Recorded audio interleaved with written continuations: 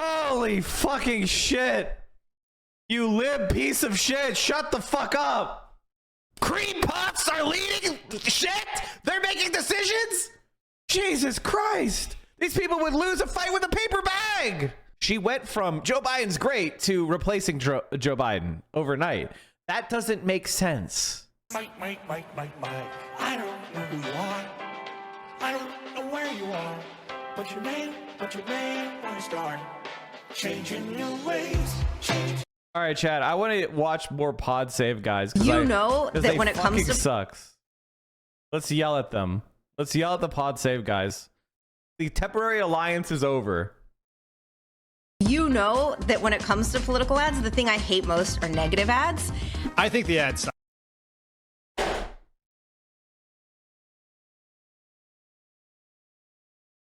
Shut up!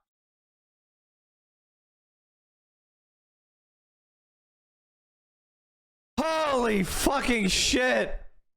You lib piece of shit. Shut the fuck up. Sucks to be just very specific about it. Welcome to Political Experts React, where we break down political ads and media, explain what the people behind them are trying to accomplish, and decide whether or not they did a good job. I'm Dan Pfeiffer, former communications director for Barack Obama. Joining me today is former White House Deputy Chief of Staff and host of Crooked Media's Hysteria podcast, my good friend, Alyssa Mastromonaco. This episode of Political Experts React is brought to you by ZBiotics Pre-Alcohol, your first drink for a better tomorrow. Alyssa, Guys, I want to say this. I want to say this. If you gave me power, hypothetically, we had a revolution and I was thrust into some functionary position at the head of the new political police, I would be a scourge to Pod Save America. I would be having them memorize Das Kapital. I would know exactly how many yards of linen per coat. Alyssa Mastromonaco, welcome back to Political Experts React. It is great to see you. Buddy, you know I love ads. Campaign ads are always your favorite part of politics. Absolutely. We are having a very... Campaign ads are my favorite part of politics. I hate negative ads. Why are the Democrats losing, chat? Why are Democrats losing? These fucking cream puffs are leading shit? They're making decisions? Jesus Christ. These people would lose a fight with a paper bag. Special, exciting episode. It is a Kamala Harris episode of Political Experts React. We had an entire agenda, a huge plan, and then Sunday happened. We shift everything around and we have some Kamala Harris ads to look at as a way to try to imagine what the campaign between Kamala Harris and Donald Trump is going to look like. How do you feel about that? I mean, I'm ready for it. I think ads are going to matter a little bit more this time around. They better, otherwise the entire premise of this show collapses. Well, I'm trying to do you a solid here. Right. If ads don't matter and polls are wrong, my Crooked Media career is kind of fucked, I'll be honest. You can always come make jam with me. That's right. Okay, let's start with an ad from MAGA Inc., which is a pro-Trump super PAC. Thank God. Kamala was in on it. She covered up Joe's obvious mental decline. Our president is in good shape, in good health, tireless, vibrant, and I have no doubt about the strength of the work that we have done. But Kamala knew Joe couldn't do the job, so she did it. Look what she got done. A border invasion, runaway inflation, the American dream dead. They created this mess. No, Kamala owns this failed record. Make America Great Again Inc. is responsible for the content of this advertising. All right, so I think... Personally, great ad. I would say that that's exactly what the Republicans need to be doing. They need to not be complaining that you're calling them weird. They need to be saying that Kamala Harris covered up that Joe Biden was fucking mentally deranged because she was scared. She knew she couldn't win a primary. She's, and focus on all the weaknesses of the Biden-Harris record. Like, that's literally what you should do. You should be trying to pop the bubble and get her involved and get her on the defensive and get her going that's a contradiction. She went from Joe Biden's great to replacing Joe Biden overnight. That doesn't make sense. So there's a big tension in the Democratic Party between the fact that Joe Biden was forced out. Everybody knows he was forced out. And Kamala Harris was one of those people saying he was fine up until the point that he got dropped out. And then suddenly she gets inserted there. That is a weakness. That is something they should be bringing up. Good ad. I think it's a little bit mean-spirited. I think it's a little bit too mean because this is the problem that we have. This is a Matt Christman analysis that I have taken to heart and I completely 100% agree with, which basically people don't believe that politics is about doing anything anymore. It's about making the people you don't like mad. So, and the two parties, they have two different brands. The Democratic Party is the dopey and asshole party, and the Republican Party is the dopey a pussy party. All right? And I think that sometimes each of these parties lean too much into their archetype. So the Republicans are the dopey a pussy party, and they kind of lean too much into being an asshole. And I think a little bit too many clips of Joe Biden falling down, it's a little bit too mean-spirited, right? Like, it's a little bit too mean-spirited, which I get it. It is a negative ad, but it kind of could rub people the wrong way. So that would be my critique, is you're being too much of an asshole right now. You need to reel it in like 10-20%. I think this adds a pretty good preview of what we're going to hear from Republicans, at least at the outset of the race against Kamala Harris. There are two arguments in here. One is that she bears responsibility for all the things that people may or may not like about the Biden administration's record. And this other thing that she somehow has been part of some sort of conspiracy to cover up the president's mental decline. It objectively was. Like, you could say it's to cover it up, but it objectively was. The motherfucker hasn't met with Congress for like 3 years. Like, he's not doing any press conferences. Like, they hid him. He was hiding in the basement in Delaware. Like, it was objectively a conspiracy to hide his mental decline. You could deny it if you want, but I think like just characterizing it as a conspiracy actually undermines your credibility. You should just be like, listen, the president decided that his health wasn't up to serving for another 4 years. I think he was a great president. Move on. Like, there's nothing more you could say. They'd be like, oh, you're calling it a conspiracy? You're falling into the Republican frame, which is exactly what these people do. They are notorious for falling into Republican framing. This is why I want Walls on the fucking campaign, by the way, because he's the only person saying, stop falling into their fucking frame. Infirmity or whatever else. What do you think of the ad? What do you think of those two arguments? So I think that those two arguments are really cynical. I'm not surprised. The Trump cynical in a political ad? Get out. Come on, here's the thing. You know that when it comes to political ads, the thing I hate most are negative ads. And this to me feels, I'm going to tell you, feels a little trite. It feels like the Trump campaign and the GOP were caught flat-footed, and this was like the best they got. To me, it signals they're going to go scorched earth. They're going to do all the things that we know they're going to do. And it felt like this was the absolute lowest hanging fruit. Do you think voters care about this idea that somehow Kamala Harris or other Democrats were involved in some sort of conspiracy around Biden? I think that voters who were never going to vote for Biden Harris in the first place, this ad validates what they hope to be true. And exactly. I agree with her on this. This is too much of an ad for the Republicans. It's a self-soothe ad. It's a self-soothe ad, which you see a lot of, usually from Democrats. Usually Democrats are the ones that are doing the self-soothing ads. So this is kind of a Republican self-soothe ad. But I do think that they're very smart to seize on the policies they talked about, home ownership rate, like being unaffordable, inflation. Like, those are the top issues that people have. Cost of living, cost of housing, inflation. That is definitely the top issue of the country. So it's a good side for the Republicans that they're going on to that. And then, they're trying to dirty up Kamala, and this is the easiest way. So I mean, like, again, I don't think it's that bad. I think it's certainly fine. They think to be true, but to me, this does not probably persuade. Is the stream effing, or is it just me? I mean, I don't see any problems. Persuadable voters. I think the ad sucks, to be just very specific. Well, it's really cheap. I mean, it's like the quality is really fucking bad. All these Republican consultants were, I don't know, at a barbecue on Sunday. They checked Twitter. They found out they had a different candidate. They had to go cut an ad like this, and they did it on the cheap to get it out. By the way, who gives a fuck if it's cheap? Who gives a fuck? Out there in the first news cycle. Yeah. One of the challenges for Kamala Harris is there is a world in which she will bear some of the anger or blame or responsibility for things people don't like about the Biden-Harris administration.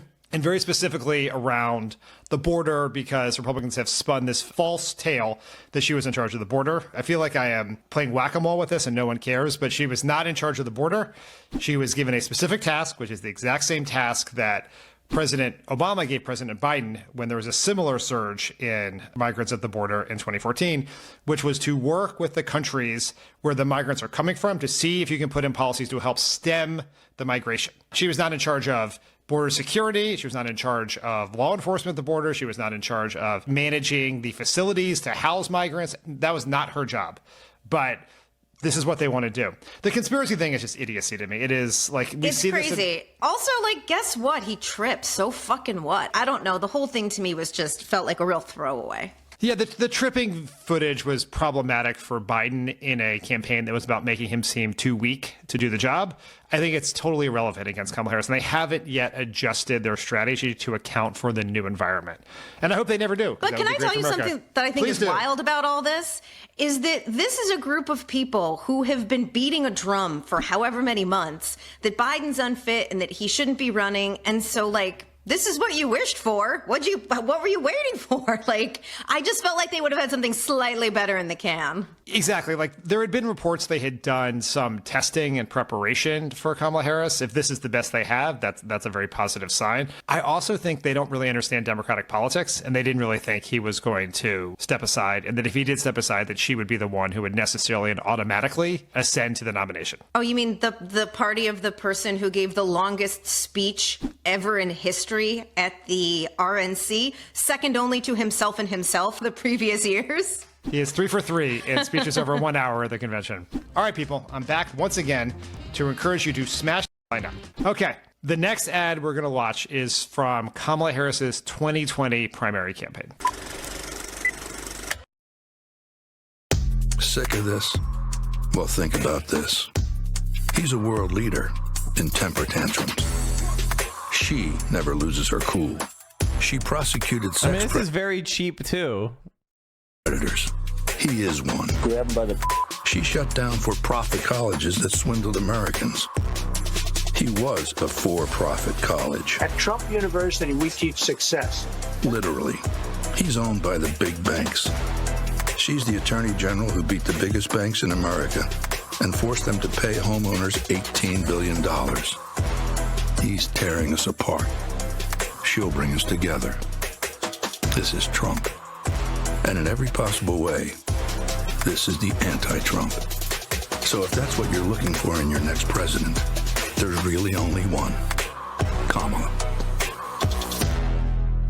Okay, this ad is nearly 5 years old at this point. It was an ad her campaign ran right after she announced as a way to introduce. Is this Iowa? I don't recognize this. Is this Iowa? Is this Des Moines? God, I'm so right. So smart. This is their skyline. They picked a really shitty day to do their bus thing. It's like, okay, let's do it in gray overcast day. Okay, this ad is nearly 5 years old at this point. It was an ad her campaign ran right after she announced as a way to introduce her to the Democratic primary electorate. But I wanted to highlight it because I think it does set up the sort of contrast that she may run on, and that contrast was explicit in her remarks to the Biden campaign staff on Monday when she sort of laid out the difference between them. Skyline autism. I mean, this is one of the worst things about being out west. Is like somebody convinced people in California and Nevada and Arizona that you should never build anything higher than like fucking 6 stories, and that the best thing to do is to have a 6-lane fucking strode connecting all of your 6-story buildings. It's very, very, very shit. I'm used to Philadelphia. I'm used to Pittsburgh. I'm used to New York. I'm used to even DC. I'm like, you know what I mean? Like, I'm used to like cities that are places. It's very weird. Not a fan, to be honest. So you can see an ad in this vein from her campaign in the near future. What do you think of it? Oh, I love it. I love it. Because you know what? It's not just a negative ad. It's contrast. It's like, here is Trump and here's Kamala. It's not a negative ad. I think it is objectively not a negative ad. Like, other than her referencing some of his scandals, but those are not even, that's not even a negative ad. A negative ad is just about trashing the person. This is at most a contrast ad. I cannot wait to see the 2024 version of this ad. I want to see the Brett Kavanaugh footage when she is questioning him at his confirmation hearing. Like, there is so much more now for her to even say, which, again, like you said, she previewed at the speech she gave to campaign staff. But to me, I think this is... She looks like this is really good right here. This looks really good. I think they should definitely, like, she really occupies this frame really well. She looks good. She looks composed just visually. He looks like a whiny little baby in this. This is actually a really good cut. PBS is the people who found this. It looks like this is actually a good frame. I agree with this. At his confirmation hearing, like, there is so much more now for her to even say, which, again, like you said, she previewed at the speech she gave to campaign staff. But to me, I think this is very effective. This, to me, for people who have been sitting out the race for the most part, are going to pay attention to. I think it will make people think. I love this ad. I love this ad when it ran. The first time I remember it from then, I think it shows why people have such a belief that Kamala Harris can run a much more competitive race against Trump than we thought Biden could, even though the polling at this point does not necessarily suggest it, even though the polling as we sit here shows her doing a few points better. But you see the upside of the campaign, or you see the contrast that you have. And just think about everything that's happened in the 5 years since she ran this ad. That's the thing. There should be like, this was the first ad I did, and now here it is. And he's gotten so much worse. Since then, he's been found liable in a court for rape. He's involved in fraud. He's now been found guilty of fraud and fined like $250 million for fraud. He has been convicted of a felony. He's a convicted criminal. 34. And the part about he'll divide us, she'll bring us together. He sparked a violent insurrection, tried to overthrow the, like, you can see the contrast is even sharper now than it was 5 years ago. Okay, I'll say this. I'll say this. If the Democrats are talking about January 6th in November, they're going to lose. If the Democrats are talking about January 6th, in fact, if anybody's talking about January 6th right now, they're a loser. They're objectively a fucking loser. Nobody cares. It was an insurrection. Ashley Babbitt catching a bullet was a justified shoot. I'm surprised they didn't shoot more. They should put them all in prison. But politically, it doesn't matter. People do not care. All right? That's the reality. If you're talking about January 6th right now, you are a fucking dumbass. It's worthless. People want to know what you're going to do to make their lives better. They want to know what you're going to do to punish the people they don't like.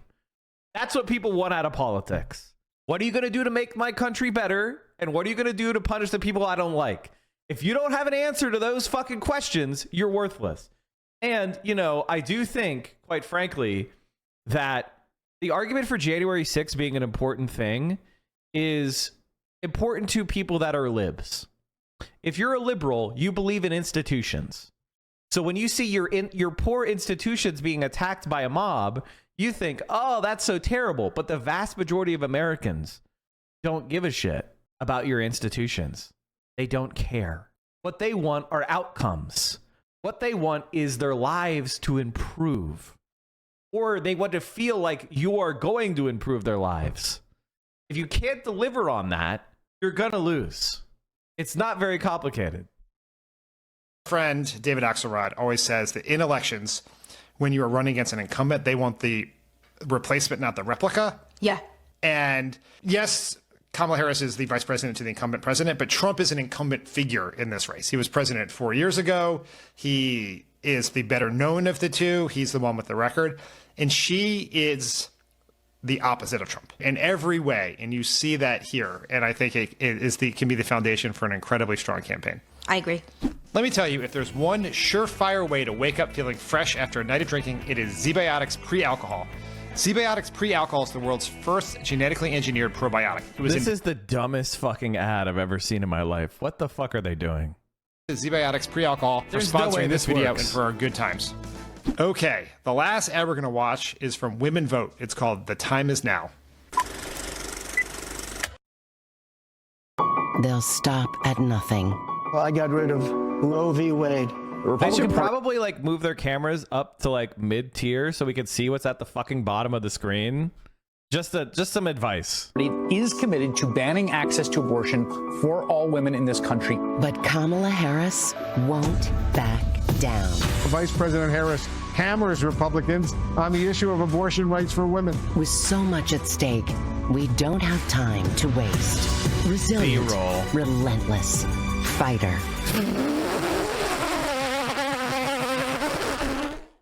What is that salute?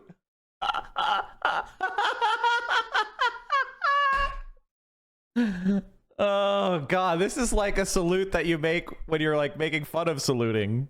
So chat, a tip for a American salute is you come up to the corner of your eyebrow, right up here. Sometimes you're a little bit higher if you have a hat. You go onto the brim. That's what you see from all the people who are doing salutes around her, right? Her salute is like here.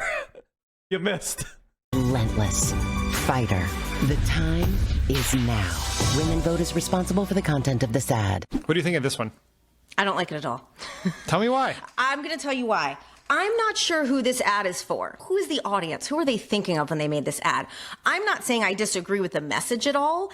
It's just, I think if you are creating ads that are meant to persuade people, meant to give people new information, I think that when you're doing ads on abortion, they need to be a little bit more emotional. This was fine. I don't think anyone's going to pay attention to it, right? And again, this was put together really quickly. But I would be getting ads with the women who are suing the state of Texas because they were all denied abortion care and some of them almost died. I agree with her. I would get doctors talking about how Holy shit, thank you guys, gals, not binary pals for the level, what was that, 16 hype train? They can't provide basic medical care. I would be talking about how, getting a gynecologist from Texas, I think that would be a really good move. Has anybody outright died from the abortion ban yet? Does anybody know if anybody has actually outright died? I'm sure they have. I'm sure there's a bunch of women who have, but what I'm saying is, like, has it been reported? If you have some deaths, I would bring in their families. I would bring in the husband or the boyfriend or, the partner of the person who died. I would have them do a personal story about how the Republicans killed their spouse. I would have the gynecologist come on and say, they don't care about women. They don't care about medicine. I would have them, tell the story of this person. Then I would flash pictures of that person's face on the fucking screen. And I would say, we need change now. The Republican Party did this. The Republican Party killed this woman. I would go nuclear. At least 3 babies in Houston have been found in dumpsters since June. Yikes.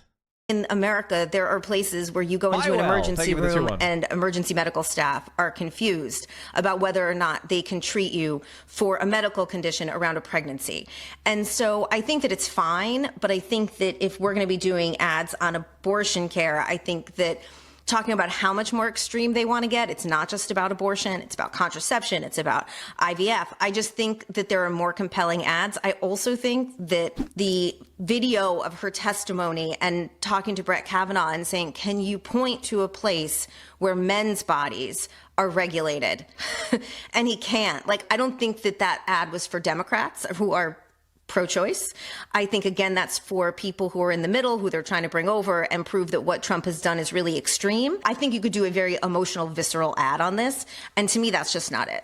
I think this ad is fine. With a lowercase f, right? It's fine. It speaks to something that I think won't really play itself out in the ads, but will play itself out on the campaign trail, which is we know that abortion is an absolutely essential issue for Democrats in this election.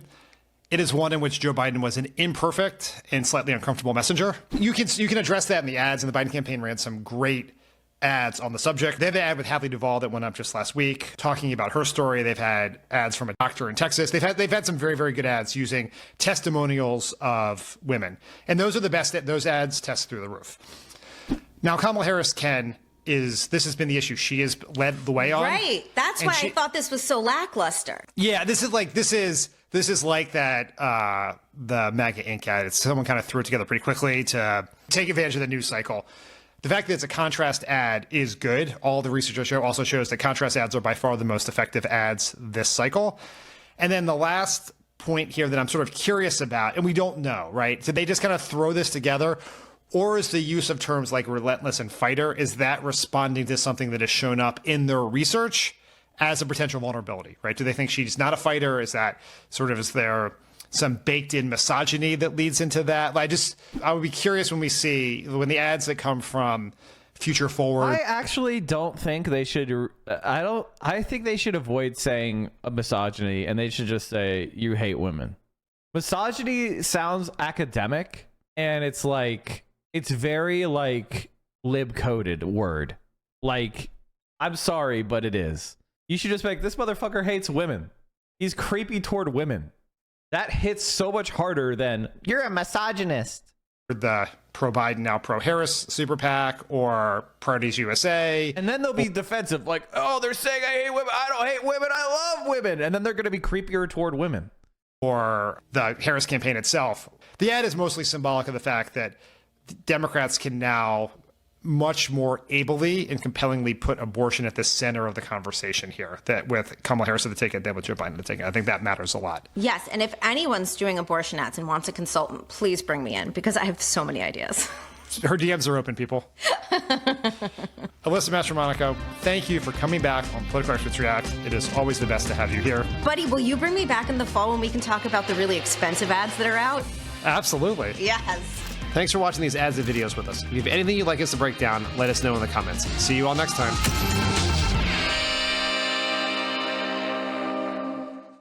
The amount of people in the Midwest who don't even know the word misogyny is alarming. I mean, like, I don't even know if that's true or not. I'm not trying to say people don't know what misogyny is. It's just academic language. It's like saying privilege. It's academic language. And there's a denotation that's different than the connotation. And it comes across whiny. And honestly, Donald Trump probably likes being called a misogynist. Like, it doesn't hit. But if you're like, you're a creep towards women, you hate women, and you're kind of disgusted, that they're so much more defensive over that. Like, for example, the Republicans are getting owned right now because Waltz started this thing where he just called them weird. She has no idea who Mike is. Mike. I don't know who you are. I don't know where you are. But you may want to start changing your ways. Change your ways. Or changing your